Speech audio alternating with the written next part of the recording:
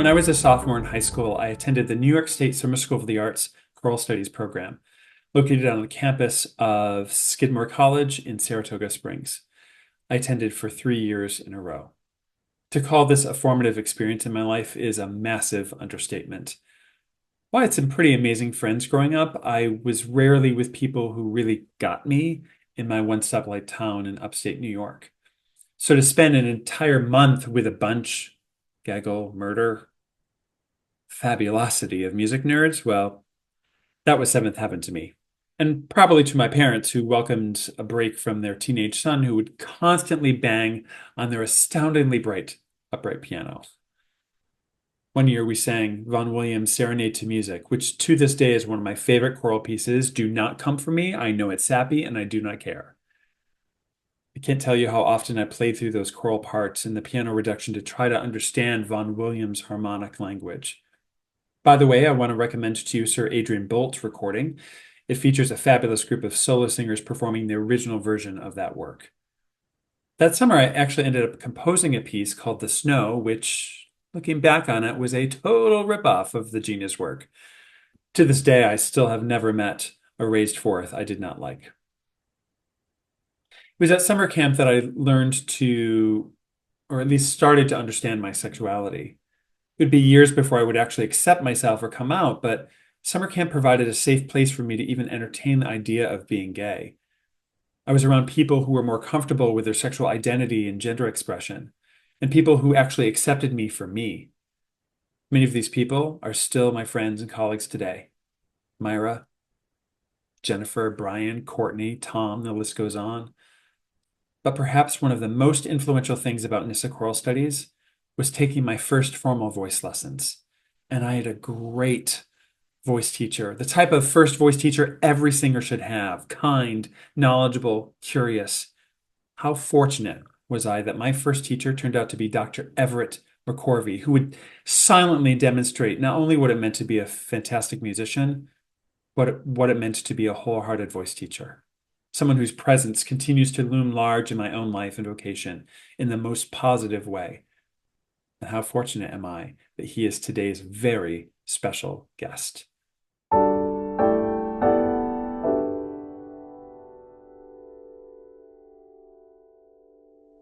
Hi, my name is David Sisco. My pronouns are he, him, and welcome to my podcast, Wholehearted Voice Pedagogy.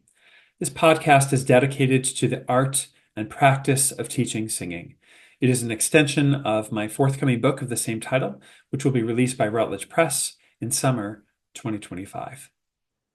Today, we're going to have a far-reaching conversation with my first voice teacher, Dr. Everett McCorvey, a native of Montgomery, Alabama, and a graduate of the University of Alabama, where he received his degrees, including a doctorate in musical arts.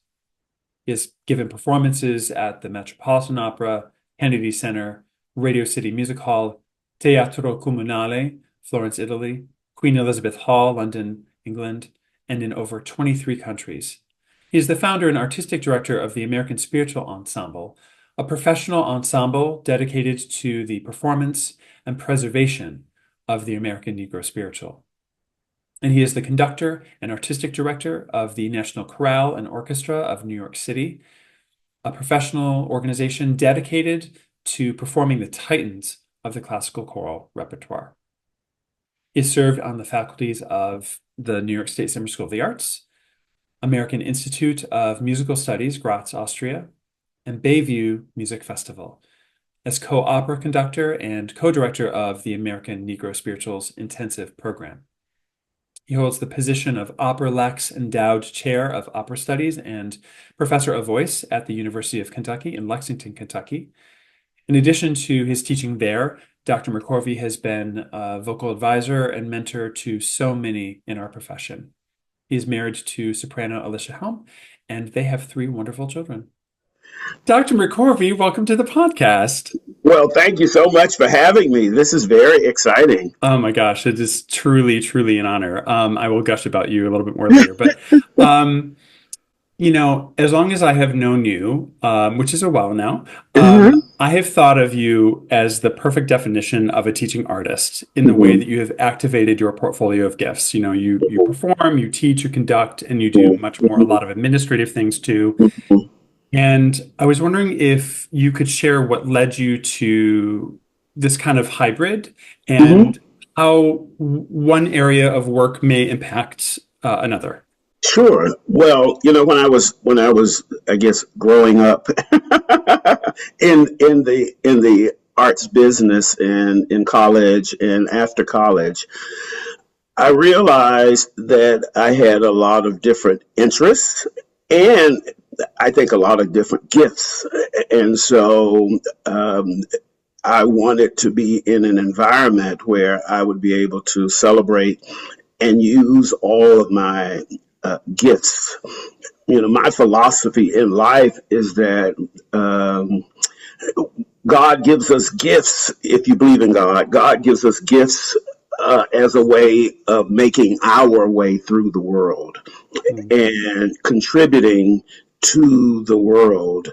And so I think that everybody has a gift of some sort. Sometimes they don't manifest themselves right away.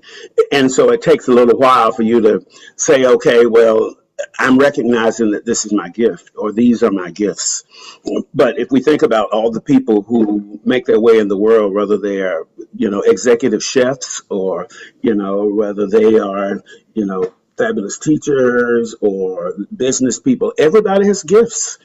And so I recognized early that I had gifts on several fronts. And I was always fascinated by teaching. And I had a wonderful teacher growing up when I was in college. I didn't actually start studying until I went to college. I played an instrument. I played the trumpet and baritone horn, and that was my activity in elementary, middle school, and high school. And so the singing part didn't start until I was in college. But I recognized pretty quickly that I had interest not only in teaching, but certainly performing, conducting. And so while I was in college at the University of Alabama, I did all of those things. I would sit in on my voice teacher's lessons and just try to figure out what he was going to say to fix a problem. And so I learned a lot there. I took all of the choral conducting courses for a master's degree in choral conducting, although I didn't get a master's degree. I took all the courses. And then when I got into the business, I was always the one who was voted on to be the AGMA rep. And I kept thinking every time I was voted to be the rep, I was like, is there something on my back that says vote for me? But I think what was happening was that others could see that that was something I was interested in because I was not interested. I was interested not only about what was going on stage, but I was also interested about what was going on behind the stage. Mm. And I wanted to be involved in that as well. And I think I learned a lot in terms of administration as a result of that. And so I wanted to be able to do all of those things and not be limited by just doing one thing. And so I feel very blessed. I teach at the University of Kentucky, and I've been there now for, gosh, a long time, over 30 years. And I feel like I've been in an environment where I can practice all of my gifts. So it's been Yeah. very exciting. Yeah, I feel like there's been an evolution maybe for in our industry in training artists in a way of like being good at one thing, right? And now I think we are in a society that really values that portfolio of gifts that you have. Did you feel like you were an outlier in your training, or did you feel like you had a training that really supported that Yeah, sense of that expanse? That's a very good question. And at first, I did feel like an outlier. I had so many, I had a colleague who would say, Everett, why are you doing all these things? Just teach voice. You're good at it, and just teach voice. And I felt like that was not enough because I was not able to offer everything that the student needed. Mm. When I was in college, um, like, learning about coaching and learning about the business of singing, all of those things were not part of my initial development. So when I got into the business and I looked at all of the things, unfortunately, that are not being taught in universities, as it relates to the business aspects of pursuing a career and what one needs for that. And I just felt like there was so much more to offer to the students. And I would be a better teacher if I understood those things so that then I can share that with the student.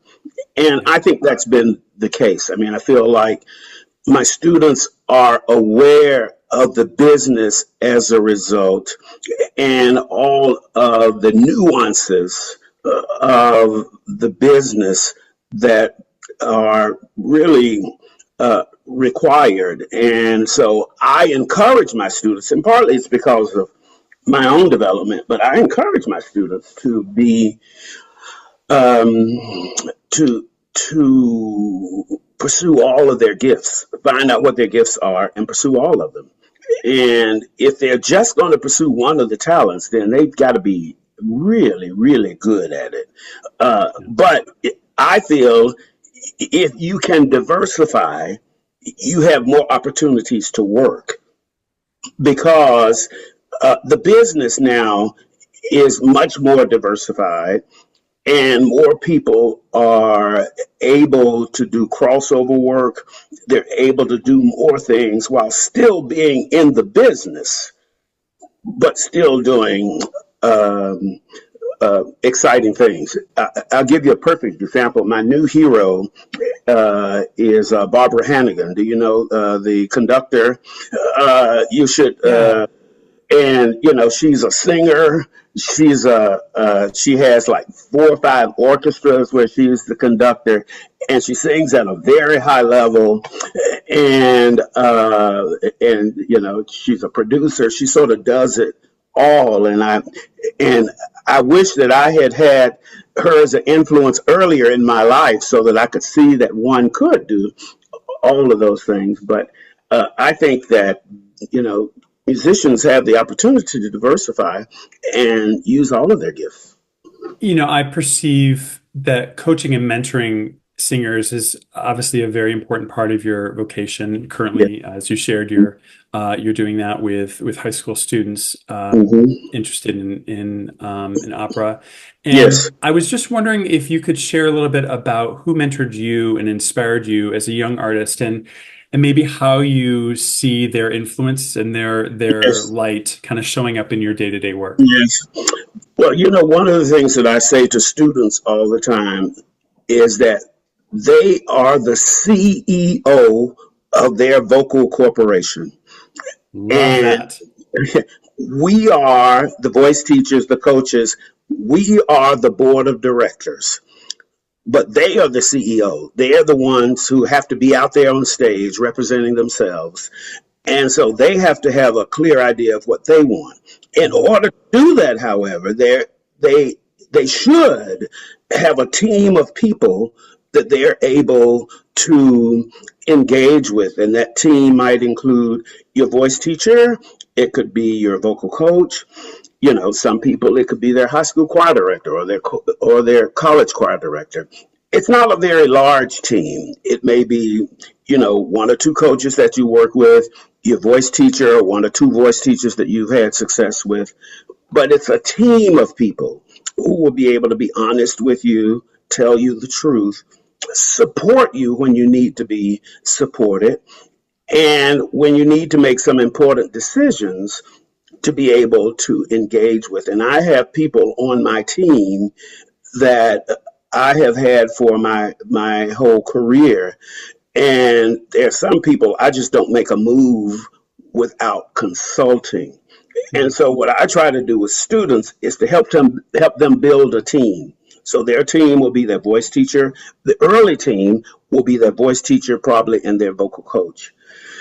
And then as they start working in the business, that team will grow. It may include a manager or an agent at some point. It may include a conductor at some point. It may include another vocal coach. But I think every singer has to put together their own team so that they are able to successfully collaborate and successfully have a group of people when they need to have serious discussions and they need to make big decisions, to have a group of people that they can bounce some ideas off of. They still have to make the decision, but I think that, and so I try to develop these collaborations with my students early in terms of helping them understand that they need to get a coach that they can feel comfortable with, a voice teacher that they trust, and a small team so that as they are maneuvering and journeying through their career, they have people that with whom they can discuss issues as needed. May I ask about your mentors and Mhm. Yeah. how they maybe brought you to that So point of view? I started off my teachers in high school, really middle school. My band teacher in middle school, my high school choir director, and my high school band director were wonderful role models for me. And so when I went to college, my voice teacher from college, Edward White, was a huge influence on me. And when I moved to New York, Nick DiVirgilio was my teacher for a while, and he was great in my transition. And then I had the wonderful experience of working with Marlene Amalis. Um, and she really set me on a course of understanding the vocal technique side of the world. And I would go up to Chautauqua not to take voice lessons, but to just sit in on her voice lessons and learn from her and ask her questions and ask her why she did things. And so that was a relationship that I was delighted to be able to maintain up until her passing. And so those were the people on the technical end. From the business end, I have to say that George Shirley was probably the most influential person in my life in terms of helping me understand the business and opening doors for me. And that all started in college during my doctorate, where I was doing work on the art songs of African American composers. Mm. And I, out of the blue, just wrote him a letter because I had seen where he had done some programs. I knew he was at the University of Michigan. And I wrote him a letter just explaining to him what I was interested in. And David, you would have thought that he was my long lost uncle. And all of a sudden, I started receiving letters and programs, and we Mm. talked on the phone, and it was like he was opening up his heart and his library and his mind to all of the possibilities in and opportunities for me to learn about music of African American composers. And as we developed that relationship, he opened some other doors when he saw that I had administrative gifts. And so he started recommending me for different opportunities in the business. And so it was a relationship that continues to today. And so he has been an incredible mentor for me in the business, as he has been for so many young artists.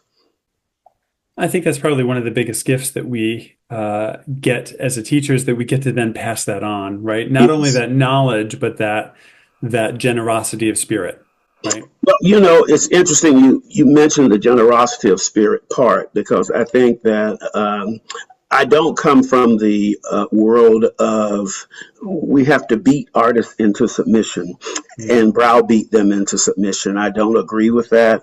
I don't feel that it's necessary. And I have approached teaching and working with all students from um, a point of generosity and support. Because, as I said earlier, it is the singer who is on the stage and who has to do the work. And so I cannot want it more than the singer does. And so uh, if so, I don't believe that we have to browbeat artists in order to get them to a certain level. Yes, I have some students that I've had to call to task, but it's after I've shown great love to them so that they know if I do that, it's from a place of love and it's from a place of support. And I just think that's so much better. It worked for me. I think it works for most people. Yeah. And so that's one of the things that I'm hoping that our business will continue to trend towards that world of support and generosity. And I think what we'll also find is that will bleed over into our communities as it relates to the arts. Absolutely right. Yes, I could not agree more.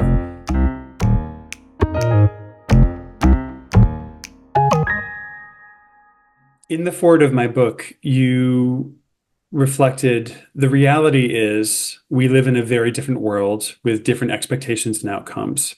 We must learn to teach and listen differently. We must learn to adjust. And I thought that was a really powerful statement. I was just wondering if certain things come to mind for you in terms of your own evolution of teaching, and what kind of adjustments have you made in your teaching, and maybe what was an impetus for that change? Sure. Well, look at uh, just the science of vocal technique has changed so dramatically. Amazing, Uh, yeah. yeah, and so we can't teach in the same old ways that we used to teach, especially now that we know more. Because we know more, we have to then make sure that our students are being taught in a manner that is a healthy approach to singing based on science, but also based on an oral sense. Because, one of the things that the two singers that I think about quite often are Marlena Mollis and Barbara Dosher. And Mm, people who knew Barbara Dosher, UC Boulder, she knew the science of singing, but she also had the ear. yeah, Marlena knew the science of singing, but she also had an incredible ear. Because for the business, there is a certain sound that the classical opera world is listening for. I don't feel that it is a cookie cutter sound. It should not be.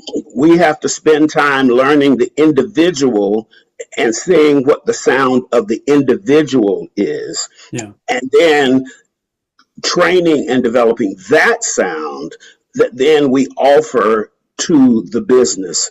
And I felt that both Barbara and Marlena were really good at that in terms of listening to singers um, and figuring out their sound and then helping them to develop that sound so that it could be healthily reproduced on the stage. And so that's one of the things that I try to do when I'm working with singers is, and that takes time. It may take a few years or more before we find what the singers, what that healthy sound is. And I think that's one of the ways that the business has changed. It's not a situation anymore where you get with one teacher and it's a one trick pony and everybody does the same thing. And um, and if you can't do it, you're out of the studio. That just doesn't happen anymore. Right. The other thing that is very obvious now, when we are working with students now, we have to work with the whole package. And so students are much more emotionally aware of themselves and their situation, and they are much more willing to share these. And a lot of times it makes a difference in how we teach a student. And so we can't disregard that. That's got to be a part of the process. And that was one of the things I really enjoyed about your book, was that you were able to recognize that there are all of these influences that then will make it different for the student and the current day student. Another thing that it's really funny, but if you think about it, if I wanted to learn IPA, or if I wanted to, research the translations, I had to go to the library, or I had to, buy the books. And now, people just pull up the translations on their phone. They Right. pull up IPA on their phone. It's so rude. It's so Yeah, rude.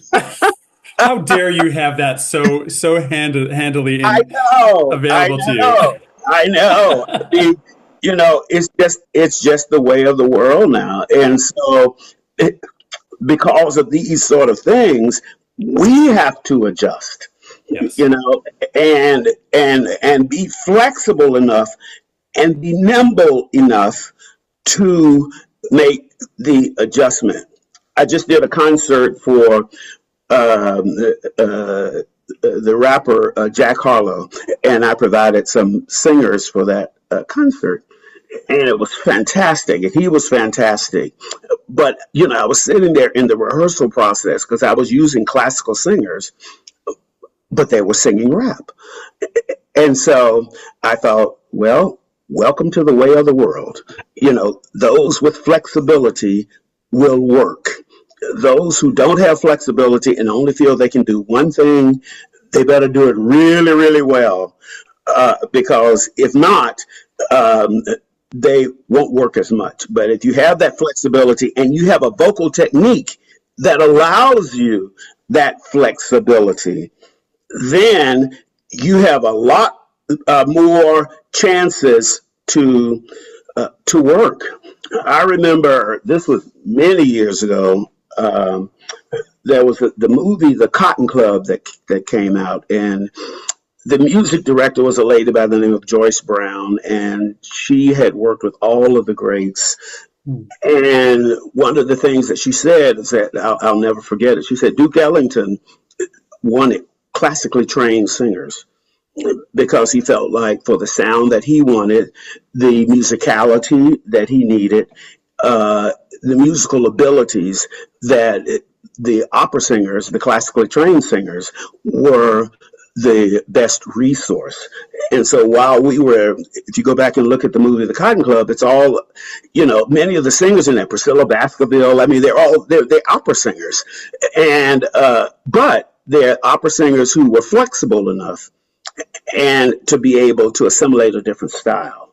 Yeah. And so I have never forgotten that. And so what I try to do with our students is make sure that they are flexible and they know all of the styles, from classical to Broadway to, of course, my work in spirituals. I make sure that they understand that world as well. Popular music, folk music. My feeling is that it's all music and it's all available for us. I'm glad that you brought up spirituals. I was so inspired by your fantastic presentations with esteemed colleagues at the Nats conference about American Negro spiritual. Yes. And my perception was that it seemed to expose this wealth of conversations that I think many of us, myself included, have not had Mm-hmm. yet for fear of making mistakes about who can sing certain spirituals. And Mm-hmm. there's a vulnerability and I could feel it in the room, this Yeah. very palpable sense of vulnerability of making a mistake. And I just wanted to ask you what your experience was as a scholar in that situation and your general perception of how the fear of vulnerability can actually impede our work as voice teachers. Well, I think that's true, and one of the things that I talked about in that conference, but also I talk about a lot when I relate to spirituals is that first, it's American folk music, and really no other country in the world can lay claim to spirituals outside of the United States because this music was born here. It was born out of a difficult time in our history, but great music was created as a result. Thousands and thousands of songs that are now part of the American canon, American musical canon. And so, but they are folk songs. And so if we think of folk songs, we think of people like John Jacob Niles. We think of people like Aaron Copland. There are so many arrangers who have taken songs and folk songs and created classical compositions out of them, but they're still folk songs. Sure. And so the American Negro Spiritual, it's a folk song. So, and it should be for everybody to sing. And so I encourage all races to sing it because we don't say, you're not German, so you can't sing Lieder. Or you don't say, you're not French, so you can't sing a French melody. We don't say that. And so we shouldn't say you're not Black, so you shouldn't sing American Negro Spiritual. Because the words, if you listen to the words, and I mean, the music is already otherworldly, it's so beautiful, but if you listen to the words, these words are about a people that were enslaved. But if you think about it, all of us are enslaved in some manner. Some people are enslaved to drugs. Some people are enslaved to, overeating. Some people are enslaved to abuse. And the words of these spirituals helped the people who were physically enslaved, helped them to be able to get through a very difficult time in their life. Well, there are spirituals that are for every part of everybody's life. And so whether you're dealing with abuse, whether you're dealing with some sort of, drug or alcohol situation, or there's so many ways that we enslave ourselves. And these spirituals offer us freedom from those enslavements. And so I encourage people to look at spirituals from that point of view, so that then as they are choosing spirituals, read the text. And if it's a universal text, I would say that 80% of American Negro spirituals are on a universal problem, not necessarily a Black problem. And so if there is a text that's universal, in the morning when I rise, in the morning when I rise, in the morning when I rise, give me Jesus. That's universal. Yeah. And so there are some spirituals, yes, that I think that it would be difficult for a white singer maybe to sing "No More Auction Block" for me, just because that is a unique experience for an enslaved people. But that's just one of 6,000. So there are so many others out there that over my head, there's music in the air. Yeah. Yeah. Over my head, there's music in the air. There must be a God somewhere. That's universal. Anybody can sing that because everybody has that sort of experience. And so that's how I try to encourage people as it relates to spirituals, and not get tied up in the fact that, people are saying, well, these were created by one group of people.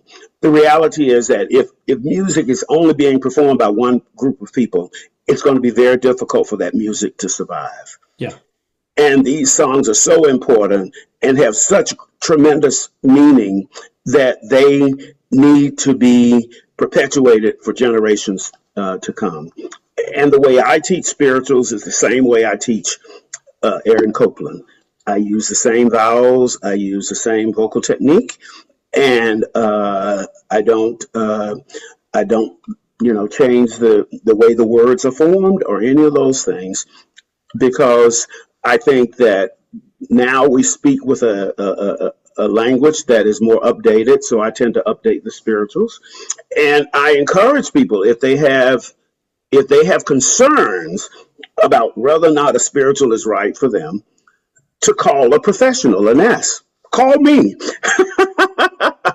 and I'll be happy to help them to do that. And actually, I've done that at many universities around the country, where I go in and teach workshops, master classes, and help students to understand spirituals and help give them permission to be able to sing them.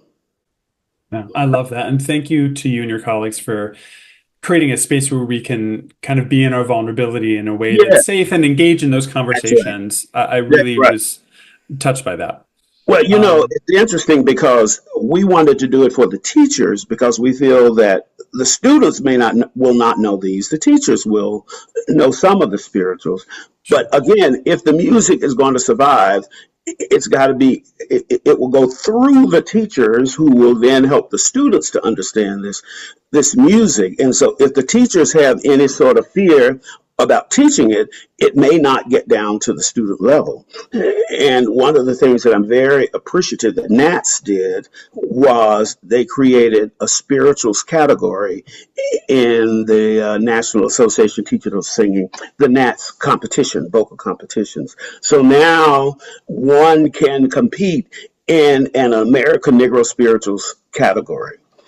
And so I think that's all good. And yes, the other thing I will say is that they are Negro spirituals, and it's okay to say that, because that's what they are. They're not Black American spirituals.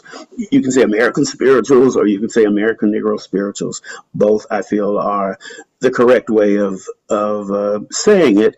And but we want to make sure that the teachers feel comfortable doing it, talking about these spirituals and working with the students on these spirituals, so that then it will be perpetuated through the students as we continue on.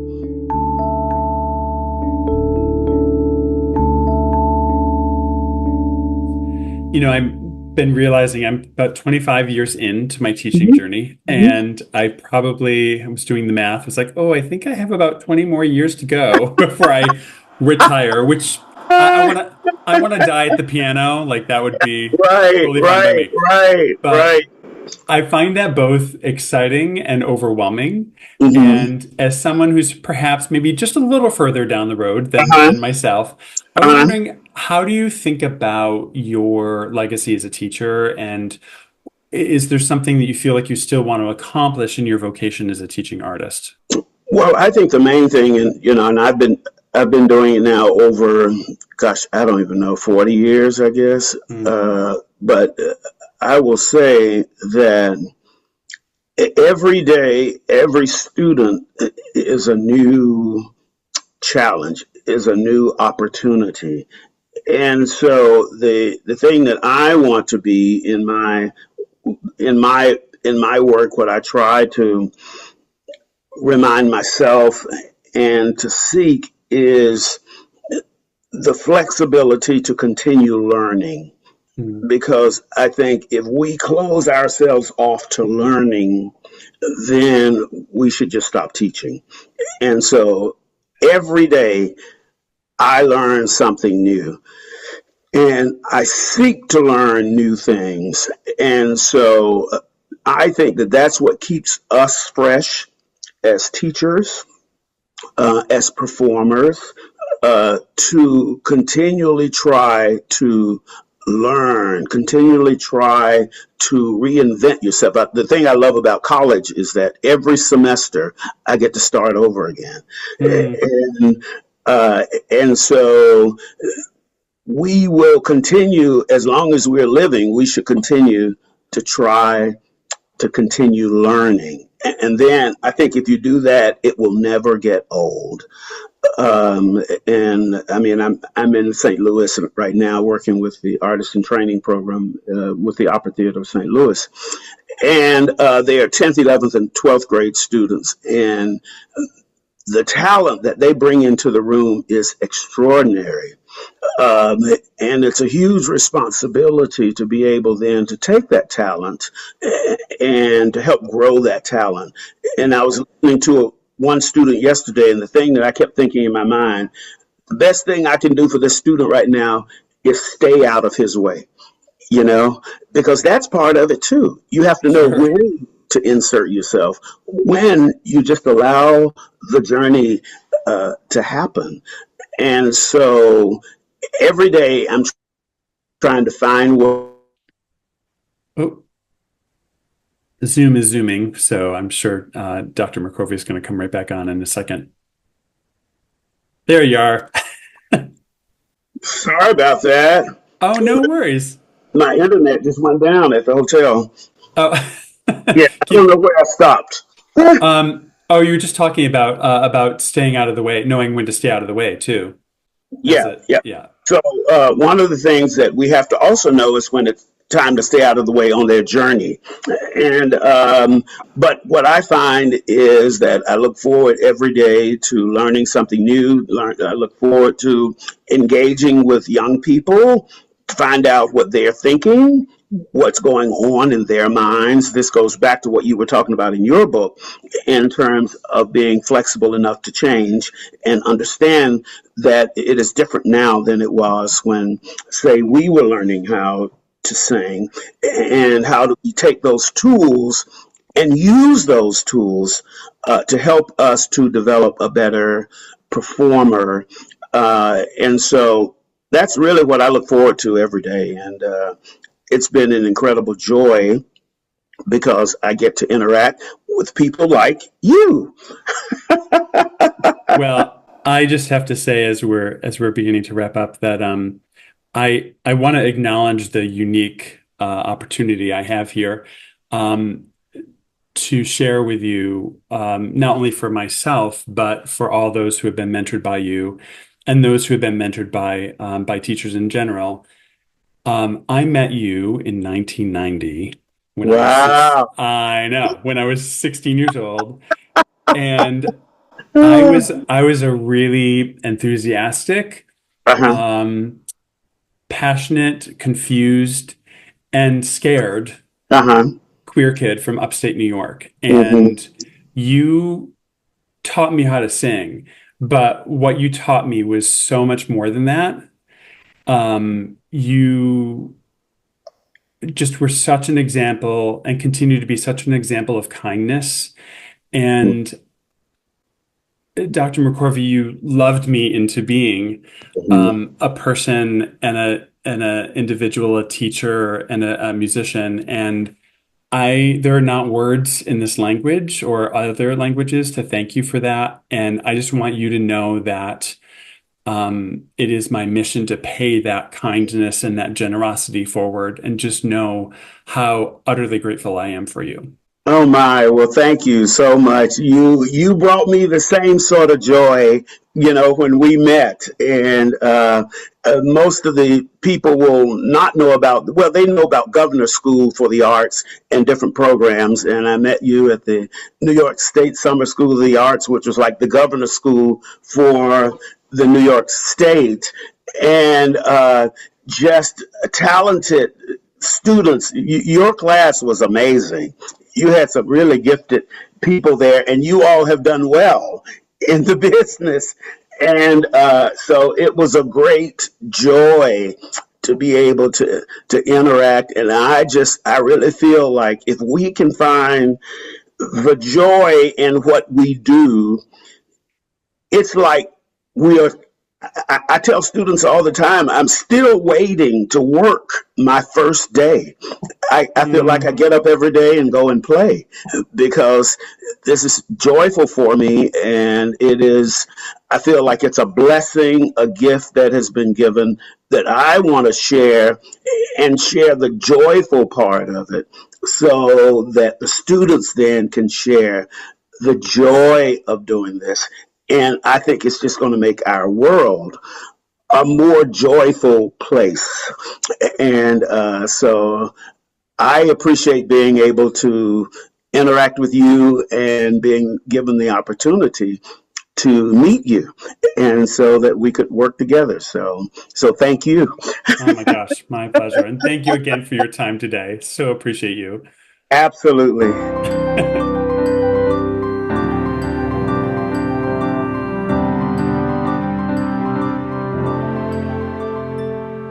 Did today's conversation make you think of your own teachers and mentors? What are some of the ways they wholeheartedly supported you in your vocal and individual journey? What might you say to them today in thanks? And how can you pay that generosity forward to your own students? Sound off. Email me at wholeheartedvoicepedagogy@gmail.com. You can also find me on the socials at Sisco Songs and at Wholehearted Voice Pedagogy on Instagram or at Wholehearted Voice on TikTok. I would absolutely love to hear from you. And just a gentle reminder to subscribe to this podcast on whatever corner of the interweb you found me. We are barreling through. This is episode 6 already, and I still have a long list of really fabulous guests lined up in the coming weeks, and I would love to share these rich conversations with you. More soon. Take care of you. I mean it.